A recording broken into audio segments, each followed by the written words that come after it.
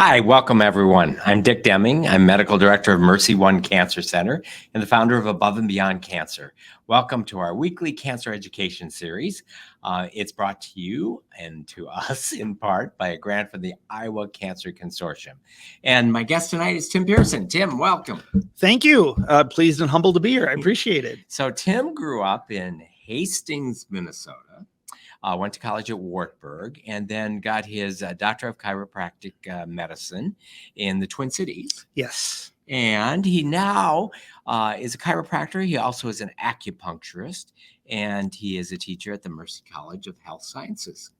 And I've gotten to know Tim over the last few months because he's joined our staff at the MercyOne Richard Deming Cancer Center, where he provides acupuncture to our patients. Which has been wonderful. It's been such a great experience, and thank you for letting me join the team. You do such great work there. And not only are you providing for our patients, but I've even got to partake in your profession. Indeed. So, and I'd never had acupuncture before. So we're going to talk about what acupuncture is. We're going to talk about the role of acupuncture medicine in patients who happen to also have gone through cancer. And we're also going to talk about just kind of life in general. So what was your claim to fame in high school? My claim to, I was the homecoming king. So I don't know if that's a claim to fame or not, but that seems like a really long time ago. That question caught me off guard.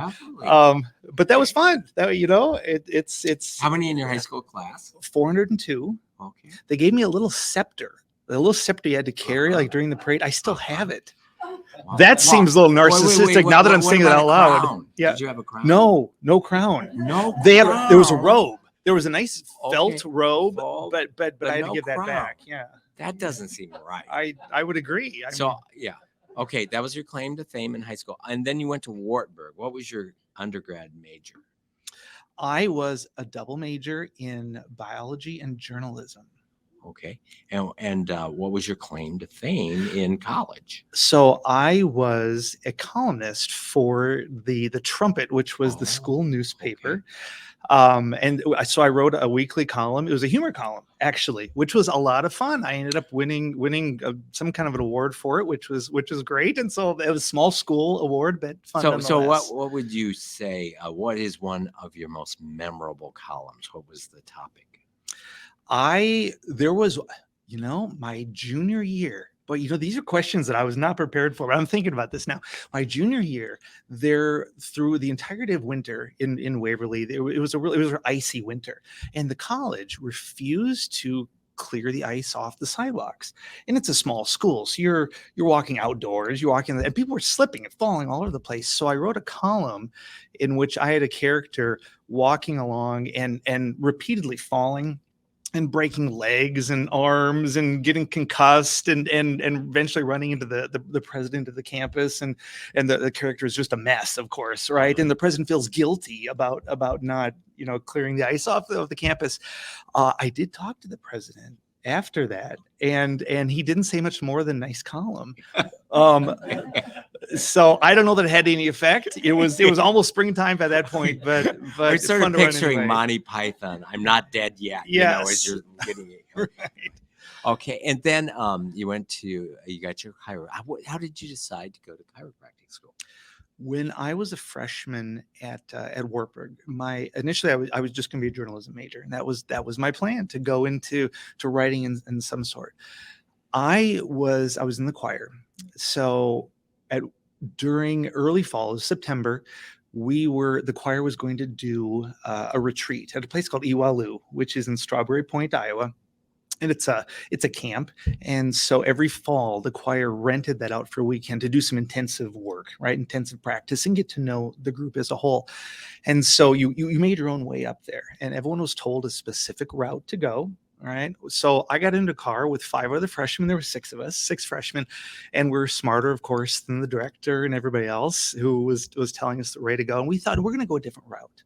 We're going to go our own way. And this route took us through the rural part of Iowa. We weren't on the highway anymore, so we're on gravel roads. And at that point, in September, the harvest hadn't happened yet. So you have corn that's what, 7, 8, 9 feet high. And most of these intersections are uncontrolled intersections. And you really can't see because the corn is so high. So we're going along and we hit an intersection. And at the same time, that coming from our left, a red pickup truck did as well. And hit us. It was a square hit. And we were thrown a long ways into the field. And all of us were kind of stunned. I got out first. Everyone else is kind of moaning and groaning in the car. And I thought, I'm feeling pretty good. So I got everybody out of the car, thought I had to get some help. The driver of the pickup truck was unconscious. And there was a farmhouse not too far away. So I ran up to the farmhouse. No one had cell phones, right? This is 1986. And said, would you please call emergency services? And I ran back to the car. I'm helping everybody else. The ambulance comes. Next thing I know, they're strapping me to the board saying, we think you have a broken neck. Now, I ended up not having a broken neck, but I was really, really hurt bad. I just didn't know it at the time. The adrenaline kicks in, right? So you don't feel it. And I was plagued for most of the next few months with just horrible headaches, blinding headaches. And I finally sought care from Doc Dickens. I remember thinking he was old Doc Dickens. He was a chiropractor there, and he's probably younger than I am right now. But at the time, he was old Doc Dickens. And boy, he just did wonderful things for me. He really, really did. And I decided at that point that was a new direction I had to take. And that's what led me in. Isn't it strange how things lead you in different directions? A car wreck led you to your profession. What is what's school like? A chiropractic school? It's intense. I remember the first day as we were meeting the president, and there were about 140 of us there in the auditorium. And he said, look to your right, look to your left. And he said, about half the people that you see aren't going to be here by the time you get done. And it's intense. They do weed you out. It's hard, as you know. Listen, I'm not telling you anything you don't already know. You've been there. It wasn't that you're actually going to die. Yeah, right. They're not going to die. They're just going to drop out, right? Yes. And it was, and I added because I wanted to add the acupuncture portion of it, which was, an extra couple of years as well at the same time. Gotcha. But I tell you why I decided to bring on the acupuncture portion of it. I was living in a duplex with, a dumpy old duplex. There's 10 of us living there, for heaven's sakes. Things you do as a student, right? And one of my roommates, his father was also a DC, also a doctor of chiropractic, and he was down for a visit this weekend. I don't know where he slept. He must have been on the floor because there was no room in there. There was 10 of us. But one of our other roommates played hockey, and he came back from a hockey game with a severely sprained ankle. Ankle is swollen up, right? Of course, we're icing. We're doing the normal things that you should do. Well, he was already here. This other guy, this parent, this doc, and he said, do you mind if I put some acupuncture in there? And of course, my roommate is in a lot of pain at this point. He'll take anything, right? Whatever he says, you bet, let's do it. And he put some needles in. And I tell you, just right in front of my eyes, I saw swelling go down. I saw this happen like immediately. I thought there's something to this. I don't know anything about this, but I need to find out more. And that's why I started to take on that as well. And so you did your acupuncture training as an extra at the same time. At the same time. Yes. During your 4 years of training. Correct. And so most people, well, let me just say, when I think of acupuncture, what comes to mind is a gentleman from China with long white hair, long white beard, and really old needles from the old country. Right. So I believe that there's something going on, but I would say that I kind of don't know what really is happening, and kind of think that it's part mystical. So tell me, when you're studying acupuncture in Minnesota in a school of chiropractic medicine, what do they teach you about the history and the theory behind acupuncture? Yeah. I like how you said Minnesota, by the way. That brought me home just a little bit. The nice long accent. Yeah, oofta, that's right. I think it is important when you talk about acupuncture to kind of know the history, because it's a really fascinating history. Acupuncture goes back at least 3,000 years. It may be 4,000, it may be 5,000 years. There was a few years ago, there was the mummified remains of a traveler found in the Alps. You may remember this. It was in the Ötztal region of the Alps, and so they called him the Ötzi Iceman. I don't know if that rings a bell. It was a treasure trove for researchers because they analyzed what he was wearing. They looked at the chemical content of his hair. They looked at the contents of his stomach. It was really interesting. But what they also found, which they didn't expect, on his back he had tattoos, and these tattoos bore a remarkable similarity to acupuncture meridians. Maybe it was a chance. Maybe it was just a happenstance. Who knows? But if those in fact were acupuncture meridians tattooed on his torso, and that was those remains were dated to 3000 BC, that means that acupuncture had gotten to Europe 5,000 years ago. So if that's the case, when did it start in China? Even before that. So it's kind of all lost in the mists of time. But what we do know is when it comes to modernity, everything was finally written down and codified and organized as part of traditional Chinese medicine just a few years BC. It's only about 2,000 years ago. And it became an integral part of Eastern, not only medicine, but Eastern thought as well. Now, it was something that was ignored for the most part in most of the rest of the world. There were some in the 1700s, you had some Dutch traders mention that they'd seen this happen, but no one really knew much about it, and certainly not here in the United States. Until, and this is something some of you may remember as well, in the early 1970s, President Nixon went to China. And this was a big deal at the time, right? And some of you may remember this because it was kind of a forbidden kingdom. Ping pong diplomacy. Ping pong diplomacy, exactly. Yes. It was opening doors into an area where no one had really gone before. So it was a huge deal. So there was a large press contingent that went with him, as always goes with the president, but extra this time. And there was a gentleman who belonged to the Associated Press. And while he was there, he suffered an acute case of appendicitis. And the Chinese surgeons removed the appendix, went fine, everything's great. In recovery, though, he was still in quite a bit of pain. And so they asked him, do you mind us if we do some acupuncture? And of course, he said, absolutely. And it was his first-person account of the effects of this acupuncture, which was dispersed to most of the newspapers in the country, that really awakened the country to what it was and what it was all about. And it's to the point now where acupuncture is one of the most, well, maybe it is the most popular adjunctive therapy in traditional Western medicine now. 3 million Americans have tried acupuncture. Now that seems like a lot, but it's actually even more in Europe. In France, 1 in 5 French have tried acupuncture. So if there are 1 in 5 Americans, it'd be about 80 million folks. So when I think of chiropractic medicine, I think of kind of a structural, muscular, skeletal, and I know that that is an oversimplification. So, but my question is, the role of acupuncture in chiropractic training.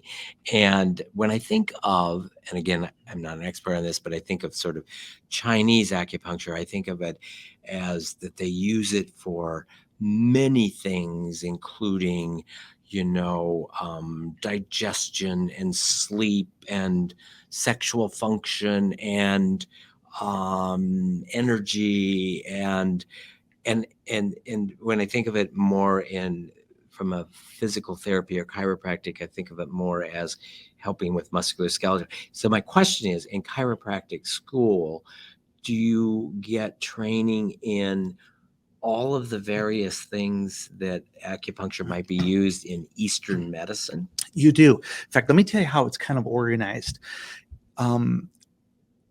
Acupuncture points are organized along what are called meridians. These are longitudinal avenues in the body along which these points are found. It is a circulatory system just like The vascular system transports blood. The nervous system transports nerves. The lymphatic system transports lymph. What the acupuncture meridians transport in Eastern thought is what's called qi. It's a word some of you may have heard before. It's sort of in part of our consciousness, even if we don't really know what it is. Qi is considered the life force. It is what powers us. It is what makes us who we are. And in Eastern thought, in Eastern medicine, it's the balance of the qi that determines health, and not just physical health, but emotional health, psychological health, intellectual health. It's where the balance is where we get the yin and yang. Everyone's seen the yin and yang symbol before, and they've heard those terms. It's the balance and it's the harmony that makes the difference in health. And it kind of makes sense, even to Western ears. It's easier to balance on two legs than one, for instance. Harmony sounds better if there's a nice fifth chord on the piano rather than E and an F played together. So balance and harmony kind of makes sense. And what acupuncturists look at is the balance of this qi, and a problem, whether that be physical, emotional, intellectual, whatever it is, it's an imbalance. There's too much there. There's not enough over there. And these points then that are found along these meridians can be thought of as little spigots. You can turn on and turn off by stimulating that point and redirect the flow of that qi to where it's supposed to be. And it's not just needling. There are that is the traditional way of doing it. And the needles, of course, are they're metallic to stainless steel that are used once, tossed away, they're sterile. But also acupressure is used. That's using fingers over those acupuncture points. Heat, which is called moxibustion. Cupping, a lot of people have heard cupping. You've had cupping. Those are done over acupuncture points as well. And these are points actually that we instinctively use, because while there are 300 plus acupuncture points, there are also hundreds and hundreds of what are called ashi points, which literally means pain points, spots that hurt. And we all, if somebody had like a sinus infection, right, and you feel that pain, that discomfort in here, what's the first thing you do? You kind of press on it, right? What you're doing when you're doing this, you are using acupressure on ashi acupuncture points. We've all done it. There's a point here, right in the palm of the hand, that a lot of people know of as well. It's called LI4, and it's a spot that's used for headaches. It's also a spot that stimulates labor in pregnant women, so you have to be careful who's doing that. But it's something that we all kind of instinctively know, And even though do we we learn don't that know. as just trial and error, or like? I think our instinctive move, if something hurts, is to rub it, right? Mhm. There's a stimulus. There's a stimulus to that Yes. that is inherently But therapeutic. this for a headache. Oh, I mean, no. that would not be intuitive. It would not be intuitive, but it's something that I think it's a point that a lot of people know of. Vivek, can I ask, have you heard of this point before? Some of you have, some haven't. Yeah, Okay. it's a popular point.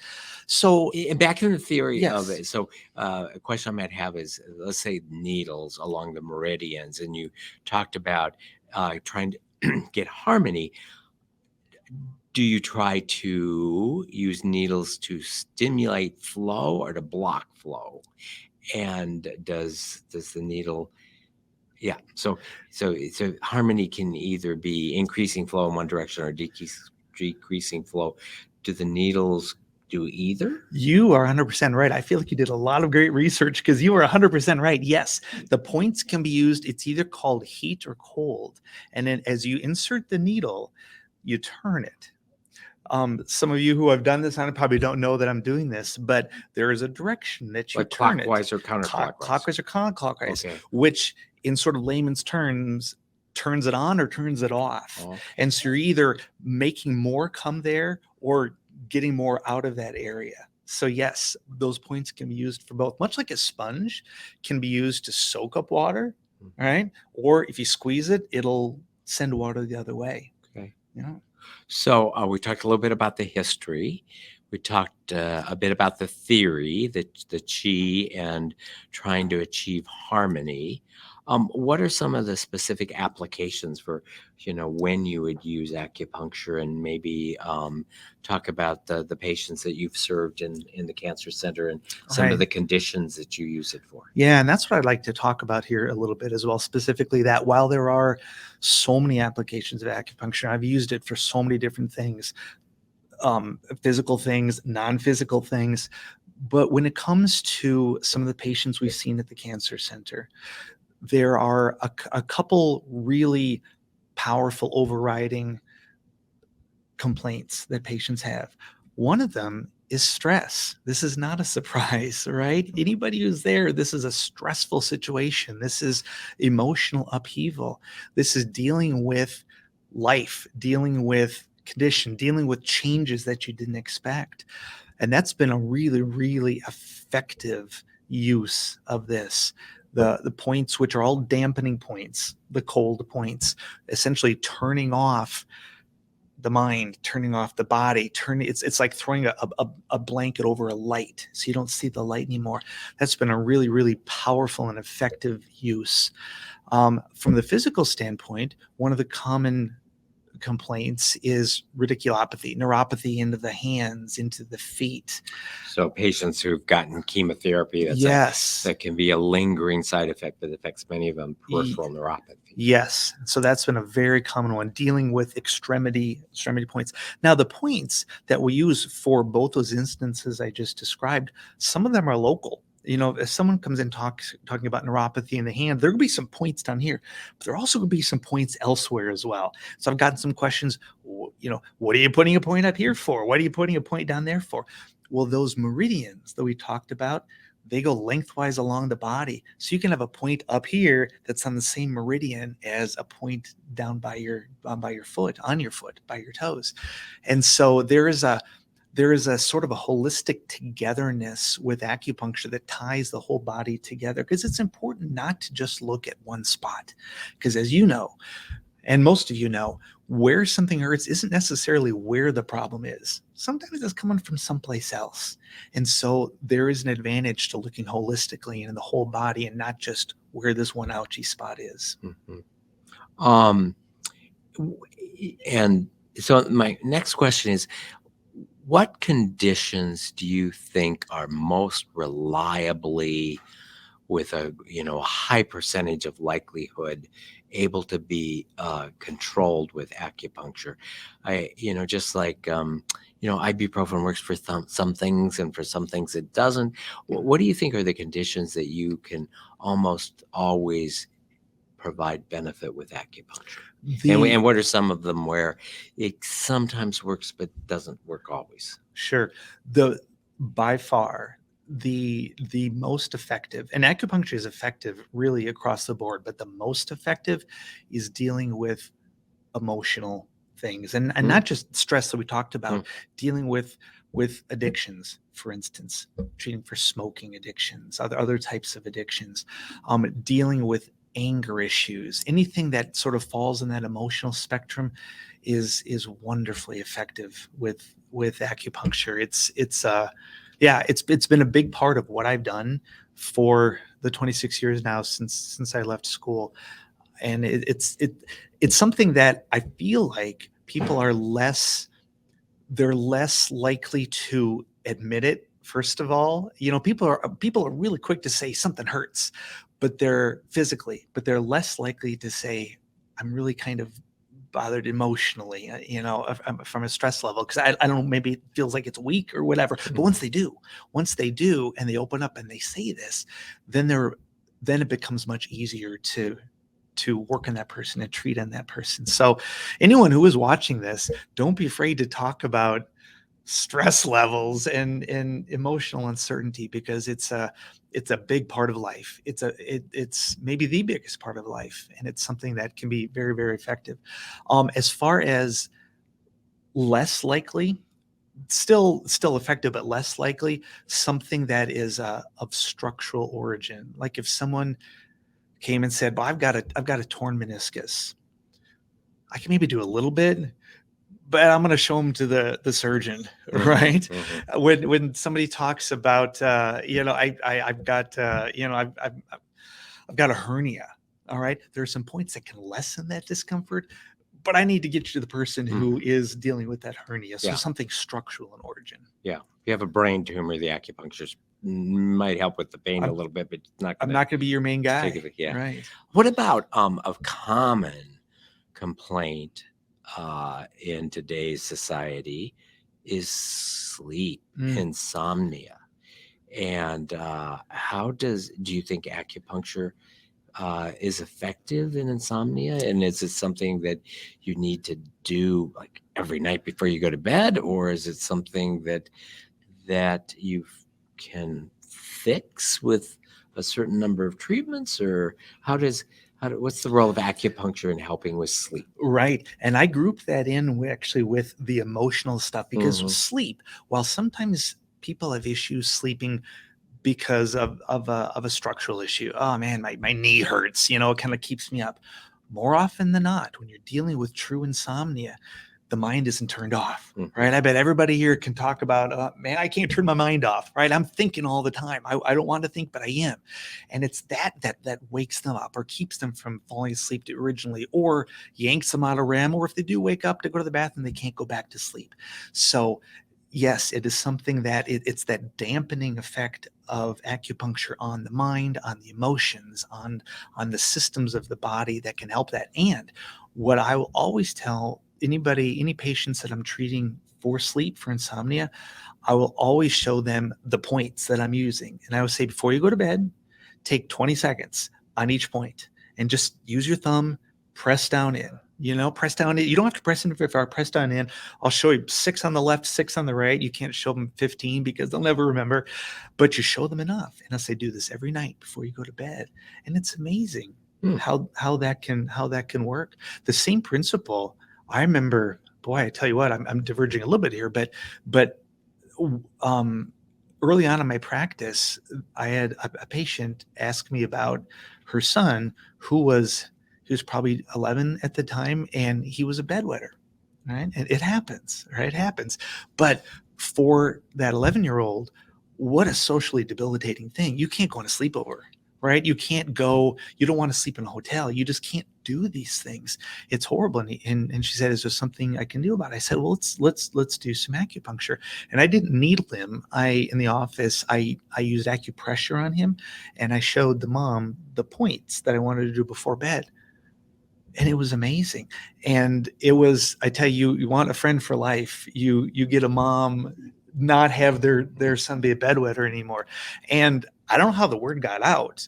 There's not a bedwetting consortium. I don't know how they know each other, but I started getting other moms and dads too, who had children who bedwetters. So, but that also kind of goes into the mind.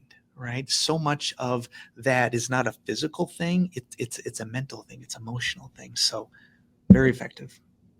You mentioned addiction, so like smoking cessation. And I would say that that the statistics on, in general, smoking cessation programs leading to success is very low. Do you have any idea what the evidence of acupuncture with smoking cessation versus Nicorette versus Gentex versus individual counseling? Yeah. You know what? Only empirically. Okay. No one has ever come to me for that first. It's always been, I tried the gum. I tried some counseling, tried some hypnotherapy. I tried, whatever. What else can you do? And it's been really effective. Now, I will say there is every chance that what that person or those persons did to lead up to that point really set the groundwork. It's not like they were starting at square one. They've already done things, so just empirically, I don't know what the numbers are, but empirically it's been pretty effective. Do you think that who smokes anymore, by the way? I don't know that many smokers. Maybe there are some. I don't know. I can show you a few. Okay. They might enjoy it too much to come to you. That's a good point. I had a great question. Yes, here's the question. Do you think that some individuals are more susceptible to having a positive experience from acupuncture than others? So my question is based on the fact that, we know that there is a placebo effect of everything, that any medicine, yeah, there's about a 20% chance that somebody taking a medicine that has no uh, active ingredient can provide benefit. We also know that touch therapies, of which I would include acupuncture, probably has an even higher placebo effect. And then throw into this also this thought that some people can be hypnotized. You're at a nightclub and it's the hypnotist doing it, and others are less susceptible to that. I'm not trying to lump acupuncture with hypnosis, but are there individuals that are more likely to benefit than others based on either their, I don't know, their personality or some other Yeah. factor? I would say everybody is equal in that regard, but it's the approach once a treatment starts that changes. And those of you who I've treated, and there's some in this room, I'm always very positive when I'm in there. I'm always talking about the good and the positive, and there's positive juju happening. There's a reason for that. The mind body connection is a powerful one.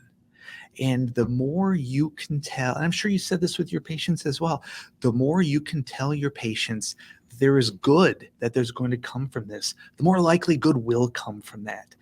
And there are some patients who you can just tell from body language or from vocalization, they're not, I'm not so sure, I'm a little hesitant, I don't know if this is for me. And my heart always sinks a little bit because the chances of success really do plummet at that point.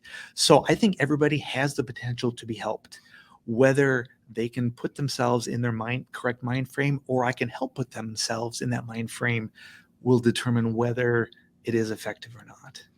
And how many treatments do you need in general, or if you want to get specific, for smoking cessation, for insomnia, for peripheral neuropathy? What's the general schedule? I'm going to give you a horrible, vague answer. You okay with a horrible, vague answer? Sure.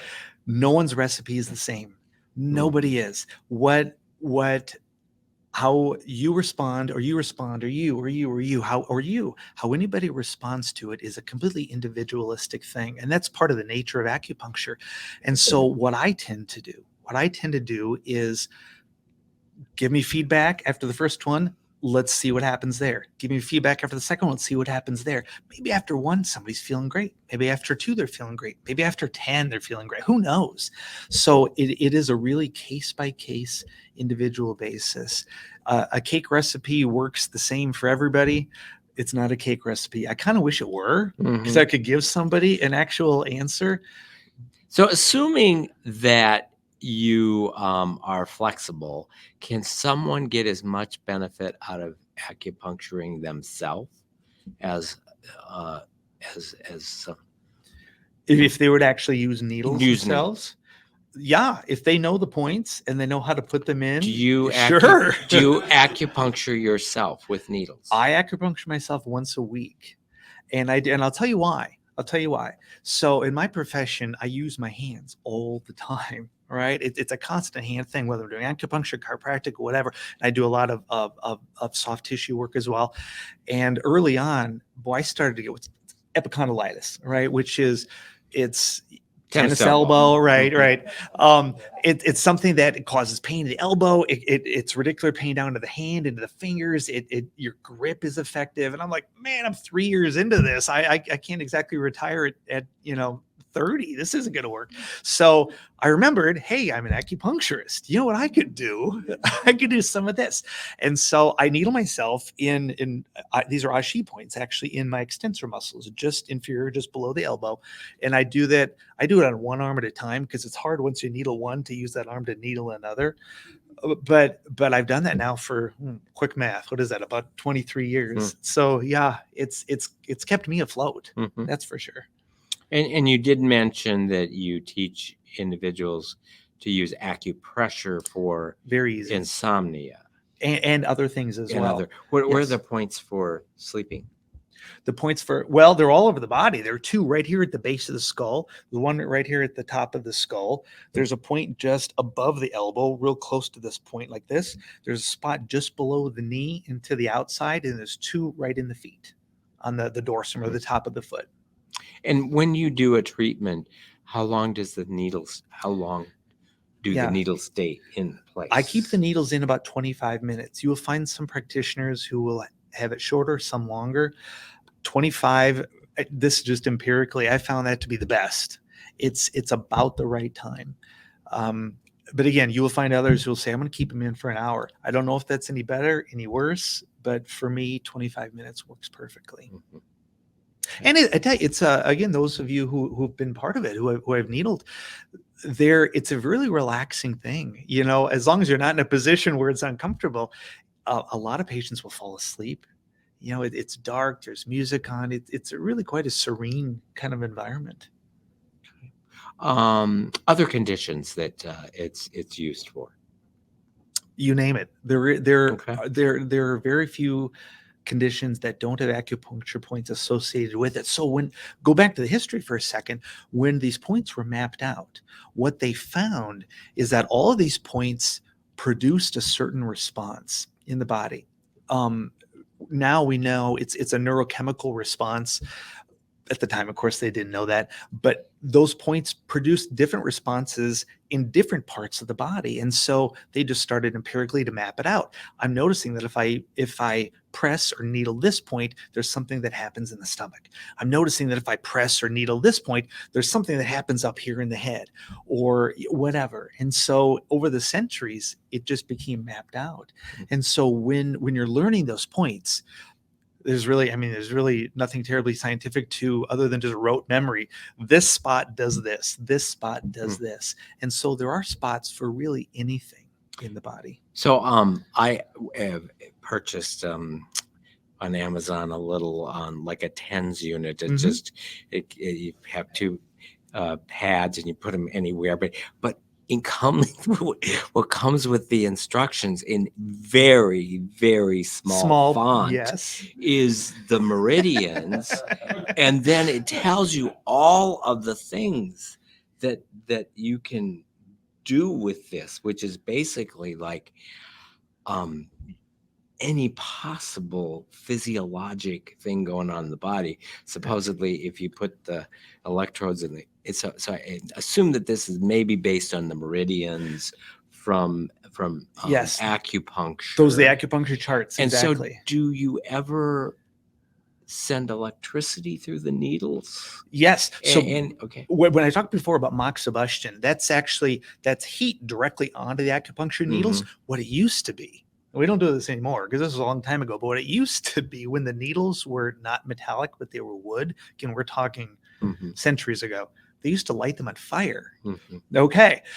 We don't like to light things on fire that close to the human body anymore. But the idea was, and it was a correct one, that induced some extra stimulus, a little more oomph into those points, right? And so the same thing could be done with electricity. I have an acupunctoscope in my office, and I don't use it all the time, but there's certain circumstances where after I needle them, I'll hook up the acupunctoscope, which sends a polarized pulse into those needles just for a little extra oomph.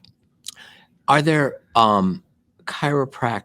Is there any conflict or camps around which is more effective? So I'm sure that over time you've learned different techniques, but if you just divided the world into chiropractic versus acupuncture, which comes out being more effective?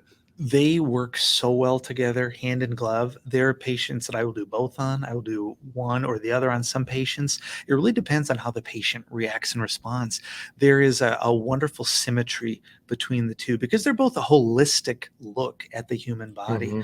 So no, it's one of the best things what happenstance to happen to be there when I saw that hockey player get acupunctured, because it has really augmented how I can serve my patients in my practice, and no conflict at all. It's a wonderful symmetry between the two. Mm-hmm. So I think of like when you have a knotted up muscle,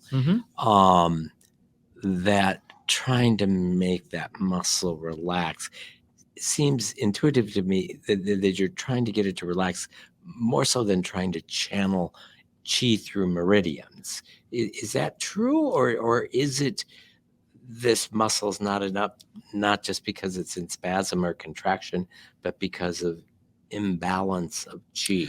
Now, in that case, those are the Ashi points. Okay. So you have those 300 some points on meridians, but the Ashi points, and there's many more of those. Those are ouch points. Those are points that hurt. Mhm. And so you've heard maybe the Trigger zones. right. You've maybe heard the term dry needling before. It's kind of an odd term. I don't even know why that term is used, but essentially that is needling not in meridian points, but just exclusively in the Ashi points. And I use both, obviously, but so if you came and you said, man, I tell you what, right in my trap, I've got this horrible knot there. I'm like, oh man, you really, really do.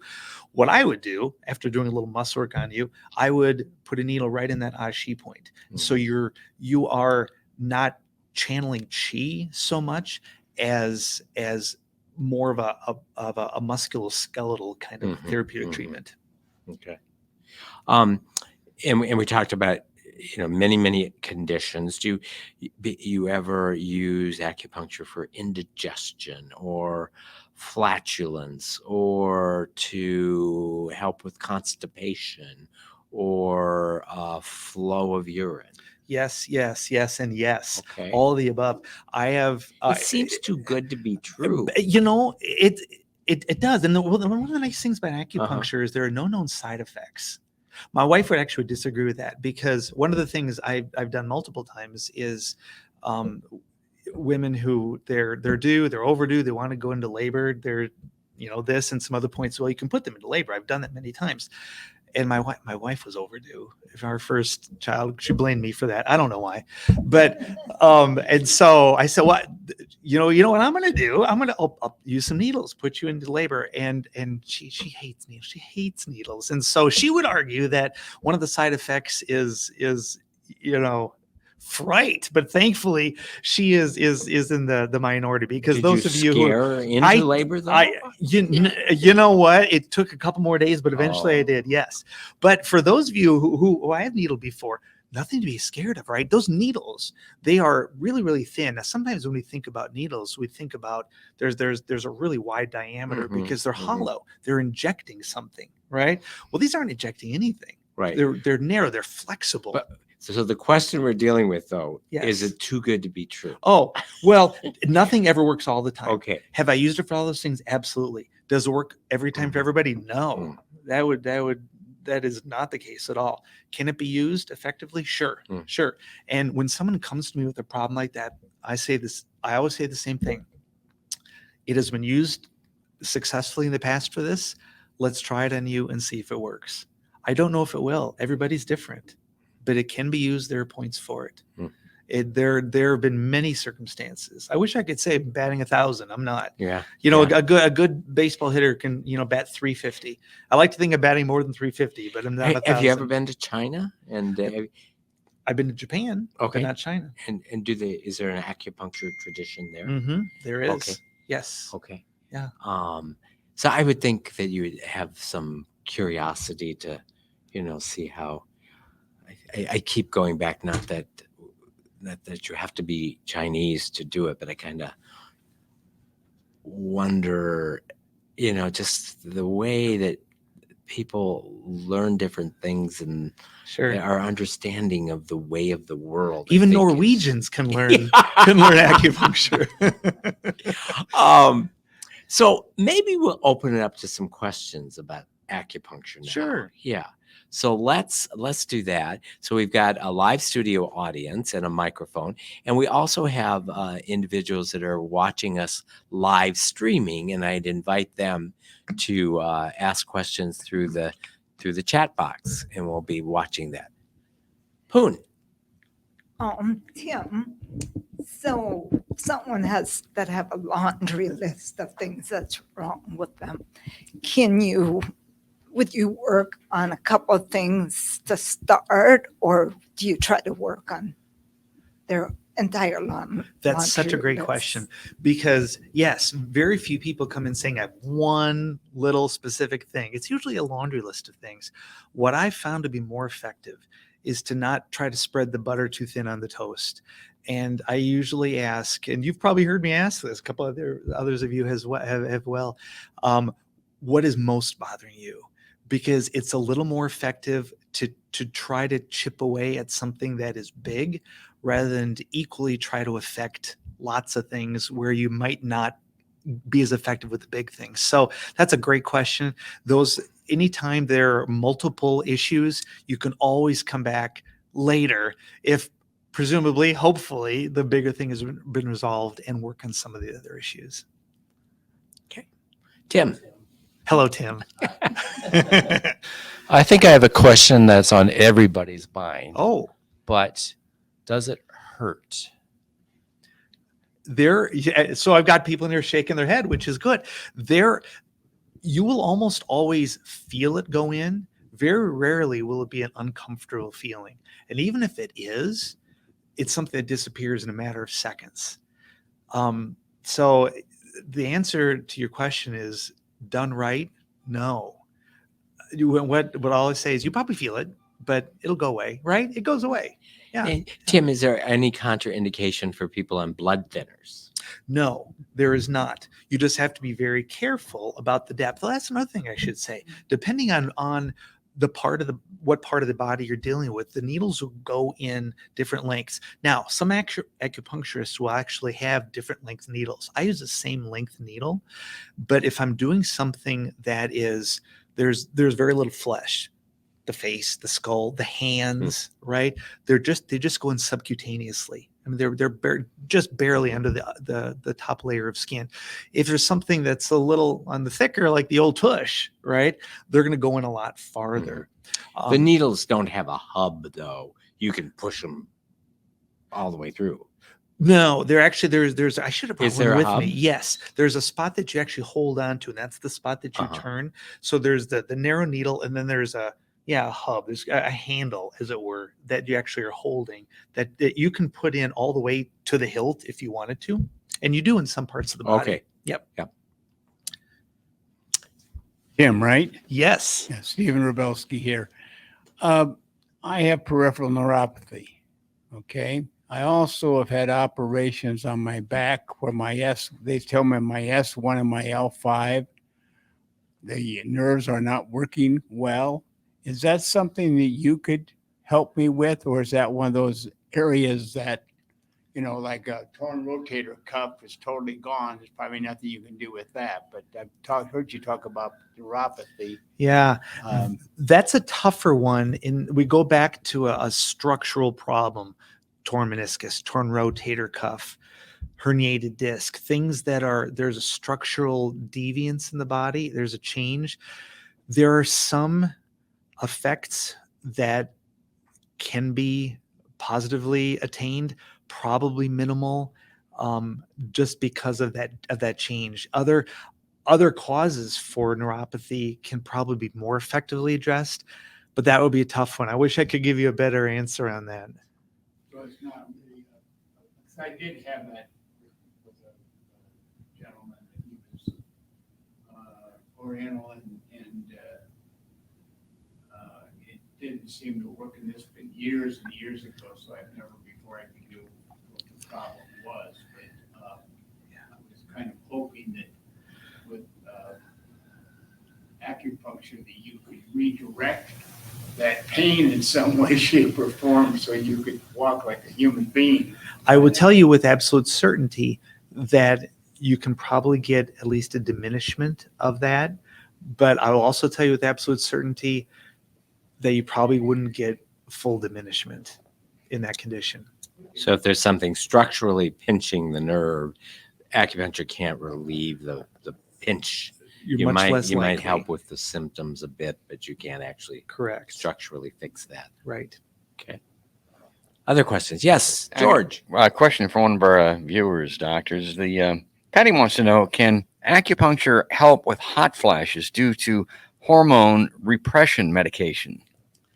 And when I said there were two main things that we're dealing with at your clinic, I will now add addendum to that, because what I'm hearing all the time are hot flashes, right? The menopausal type, or whether it's actual menopausal or at least mimicking menopausal symptoms. Yes, that's another one that's been very, very effective. That's an endocrine issue. That's a hormonal thing. And that's another one that fits very nicely into that sort of emotional kind of umbrella. A lot of our endocrine system, it's driven by our emotions, right? When the adrenal glands start pumping out adrenaline, when we get angry or we get excited, we all know about the testosterone, for instance, estrogen. These are all hormones that are stimulated, gland stimulated by something emotionally happening within us. So that is something that fits very well. It's something I've heard a lot of and has been really effective so far. Thank you for the question, Patty. Patients ever leave your office with seeds? I know that happens sometimes in their ears, or maybe leave this in for another half hour and take it out when you get home, kind of thing. Some do that. I do not, only because I don't know what happens once they leave my office. And not to make it all about liability, it's more of a care for their person and their health. But if you leave something in and suddenly next thing you know, they whack their head on the side of the wall, something happens outside of my control. So some places do that. I don't do that.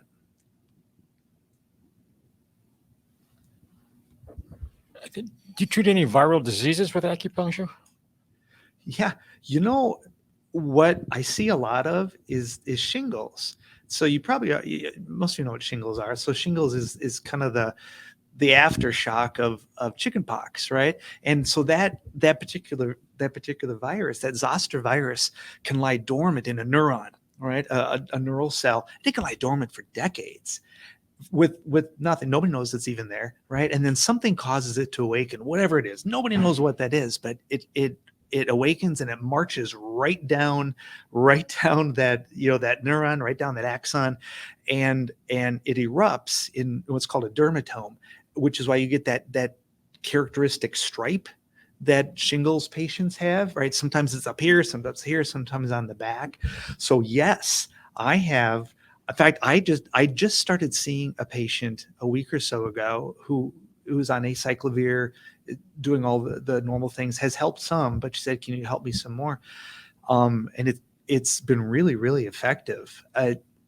That's the only one I can think of right now that I treat a lot of from a viral standpoint is shingles, but it sure helps. Anybody who's had shingles, I don't know who's had shingles here. I've not, but those who do are miserable. Yeah. It's terrible. And then there's, what we call the post-herpetic pain, where the skin eruptions have gone away, but you still have the pain. So it's almost like a phantom pain. I mean, you're no longer having the pain just from the sores, but the pain, the neuropathy that exists down along the nerves. Yes. And the same needle, the same points are used for that phantom pain following healing. Correct. Other questions for Tim? Tim, go ahead, Steve. So neuropathy, Tim. peripheral neuropathy, okay, that's something that you could look at to see whether or not, right now I'm doing the stimulation, and then I'm also doing the, I'll think of it here, light therapy. Mm-hmm. But you think maybe you could do something that might help that along a little bit or not? I think something like this is always worth trying. Okay. It's interesting, Steve, in the years that I've done this, very rarely has someone come to me as the for acupuncture as the initial mode of treatment. Almost always it's been, well, I've tried this, you know, this hasn't worked. How can you give it a shot? And that's okay. You know, that's all right. That's part of it. I understand that. But yes, it's a powerful tool. It has helped a lot of people over a long period of time. And especially if you're banging your head against the wall and I'm not getting anywhere, it's always worth seeing if there is another option that can help you out. Life's too short to not feel good. I use that phrase a lot, right? Life's too short to not feel good. One more quick question: Is it paid? Is it Medicare? Does Medicare pay for it? I think it depends on the plan. There's my vague answers. I think it depends on everyone's individual plan. Yeah. And one thing I would say, so we have brought into the Cancer Center what we call integrative medicine. We believe it's not either or, either you do chemotherapy, radiation, and surgery, or you do acupuncture and massage therapy and chiropractic, that there is a role for all of it, and we integrate it into the care.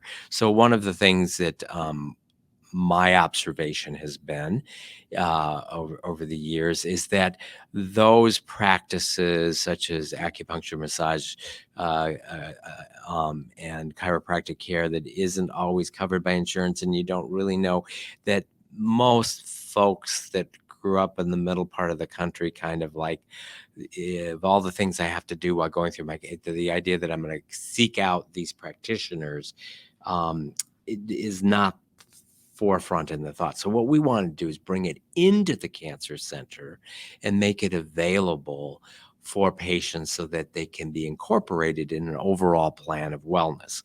I'm open to the possibility that these treatments may have some effect on cancer biology, but I really think it's about overall wellness and not using acupuncture because I think it's going to kill a cancer cell. But that leads me to a question I would ask you. Have you ever been involved in research advancing the science of acupuncture? For example, if the FDA is going to approve a drug for treating a condition, they want to see the sort of the level 1 evidence as a randomized prospective clinical trial. And not everything is approved based on a randomized prospective trial, because some things are sort of grandfathered in as, well, we've always done this, and so you always continue to do that. Are you aware of active research looking at acupuncture to see if it meets the levels of science as a proven treatment? The National Institute of Health is doing an enormous amount of research in this. Some of it is in the early stages. Some of it just was begging for funding. You're right.